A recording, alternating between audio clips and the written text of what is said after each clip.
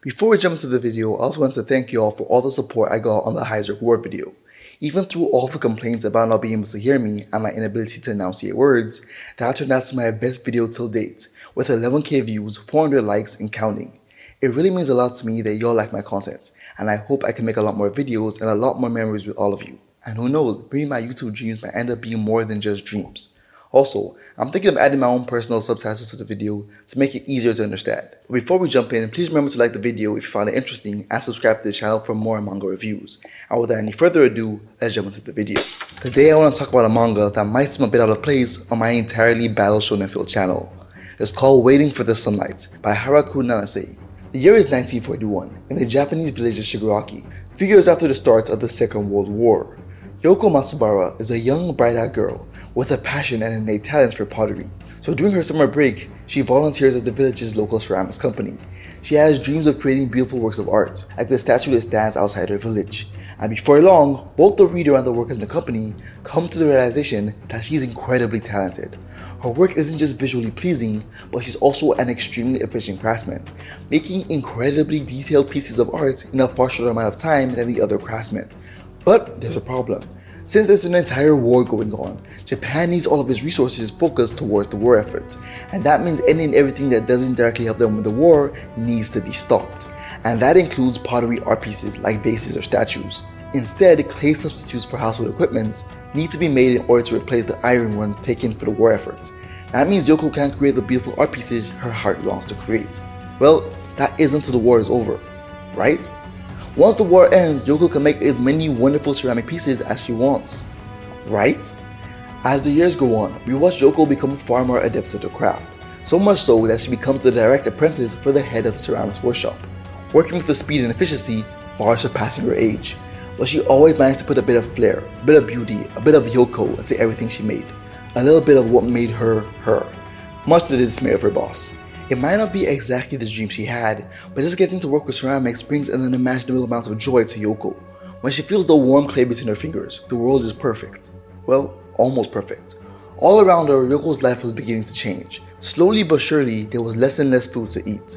More and more rationing had to be done as more and more supplies were sent towards the war front. Even their village temple bell, a sacred item to the villagers, was taken to be melted down to make weapons. Soldiers came bringing news of dead friends, neighbors, relatives, who had fought and died bravely protecting their country from the American troops.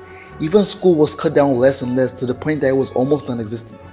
But Yoko tried her best to pay no heed. The world around her might be crumbling, but as long as she had her ceramics, no matter how limited they were becoming, she would be happy. But not everyone saw it the way she did. Some people, like Yoko's adopted sister Shizu, were dissatisfied with their place in life and sought to fight for their country. She didn't want to help tend to gardens or sew uniforms, she wanted to be out in the battlefield making a difference. Others, like Yoko's childhood friend Yuki, didn't see the Americans as monsters, but as normal people fighting a war for the same reason the Japanese were, and just wanted the war to end so she could continue with her education. But Yoko was just a little girl. She didn't fully understand why people felt the way they did. That wasn't until what she loved the most was taken away from her. Due to the government regulation, ceramics had been deemed a non-essential, meaning all production had to be stopped. This was the first time through the years of war and loss that Yoko couldn't endure. She was always the girl who managed, the girl who didn't talk back, the girl who did what the adults wanted, but she wouldn't allow this to be taken away from her, the one thing that shone brightly in the face of the oppressive war.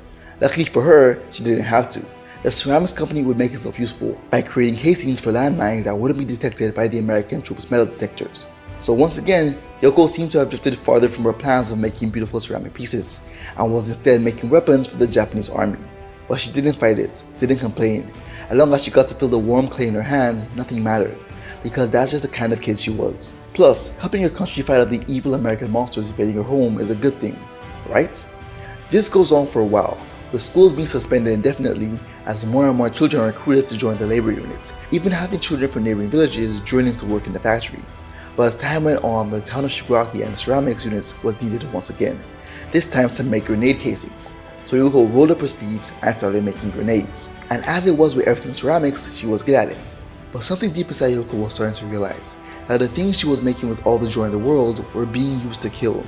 But she didn't have long to think about it, because soon after, her village was hit with an earthquake.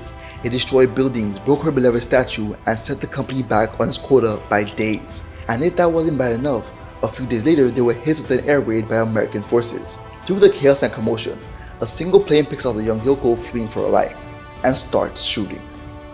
Waiting for This Tonight is a manga made in honor of the 80th anniversary of the end of World War II, and is still in its infancy, with only 6 chapters out at the time of this recording.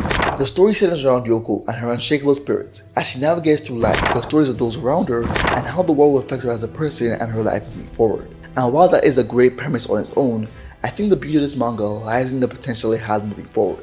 With a story as young as this, it's hard to say exactly what direction it might take moving forward, but I don't think there's really a bad path they can take.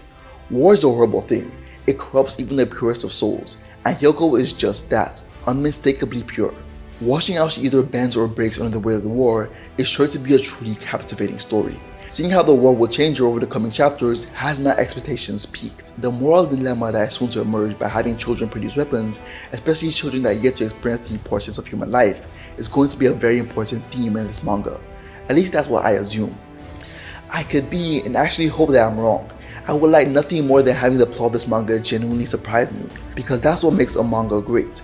Its ability to have a reader anticipate the next chapter, and when it comes, the reader sees something that he didn't expect. That coupled with an art style that is nothing short of emotion evoking. It's a simple, effective art style, but it conveys emotion in a way you rarely see. It reminds me of Witch Hat's Atelier in a way. The manga doesn't really have any over-the-top panels with any world-breaking arts, and it doesn't need to.